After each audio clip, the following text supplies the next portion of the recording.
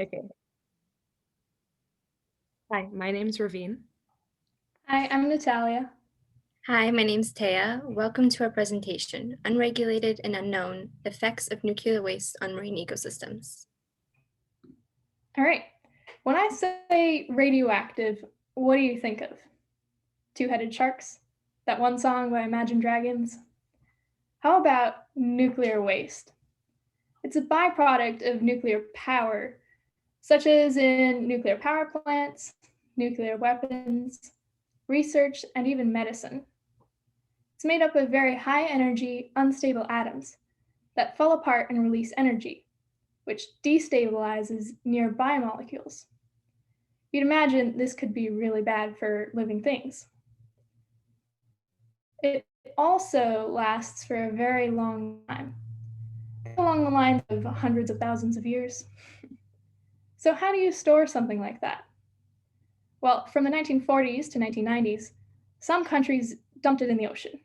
Now, mostly they dumped low-level waste, which is tools and clothes from power plants that are only lightly contaminated.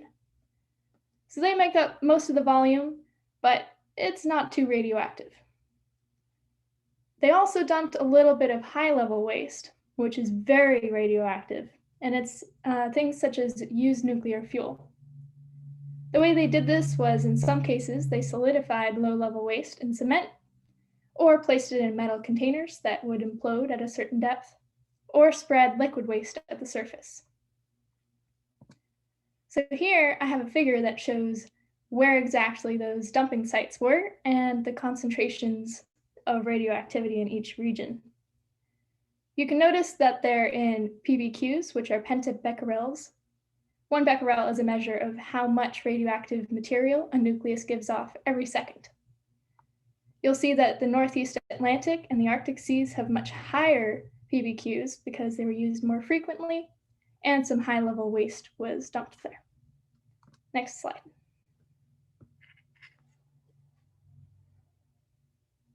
Marine ecosystems are often exposed to radionuclides near the shore, where the majority of nuclear waste is dumped or spilled, as you can see in the figure above. The shore, being shallower than the surrounding areas, allows for an accumulation of radionuclides to occur at a greater concentration. Cesium-137 is the main radionuclide affecting the ocean. We know the damage of radionuclides can cause depends on the length of exposure and the concentration. But governments today have yet to come up with a universal level at which the water would be considered a danger to marine life.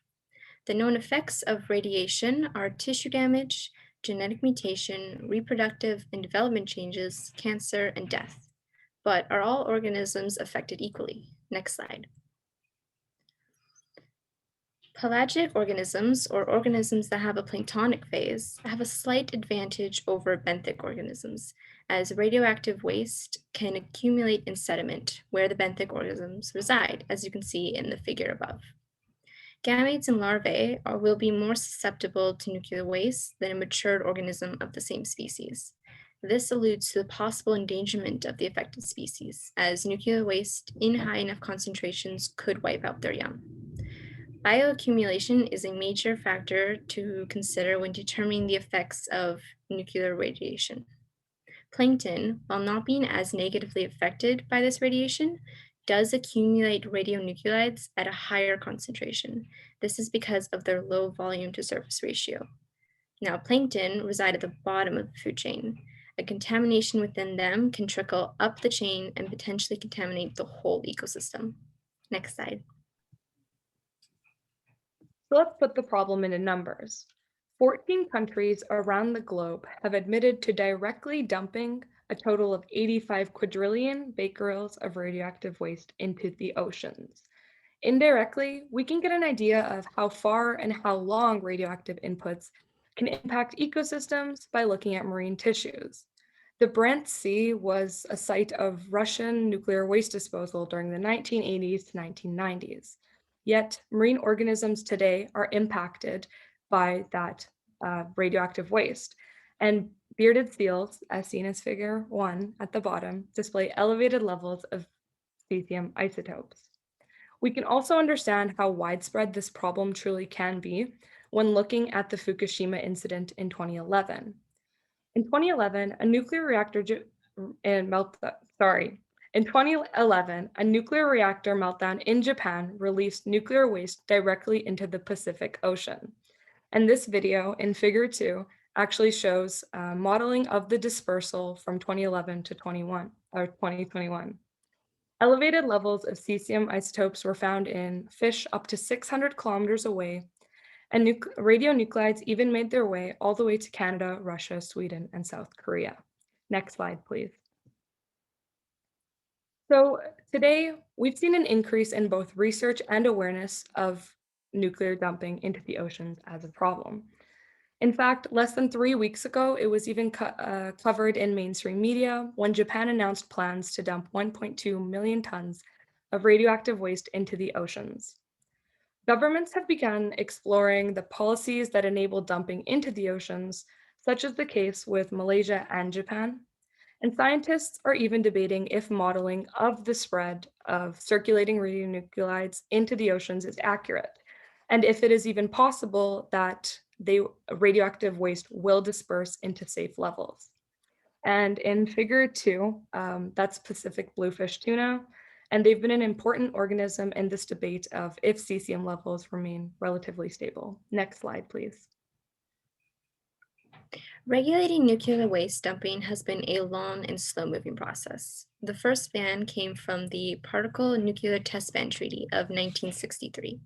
The treaty was made as a response to the nuclear bomb testing done between 1945 and 1980. The ban prohibited nuclear testing done in the ocean, atmosphere, and space. It wasn't until the 1972 London Convention where only the dumping of high-level radioactive waste into the ocean was banned. In 1983, a voluntary moratorium was placed for dumping low-level waste into the sea. An amendment was proposed in November of 1992 to permanently ban the low-level waste dumping, but this was opposed by the US. The moratorium was then extended to July 1993, where they finally implemented a complete ban on radioactive waste. While this appears to be great progress, unfortunately, not all countries abided by or even signed the new regulations. Next slide. So what are the solutions? Well, the clear one, both globally and locally, is to continue to support bans on nuclear waste dumping in the ocean. But considering that nuclear power is a popular, relatively clean energy that doesn't emit CO2, we have to consider the waste as a whole and how to store it if we're not going to put it in the ocean. So other alternatives include deep underground storage. There's one that's open in Finland, which is quite exciting. Next slide.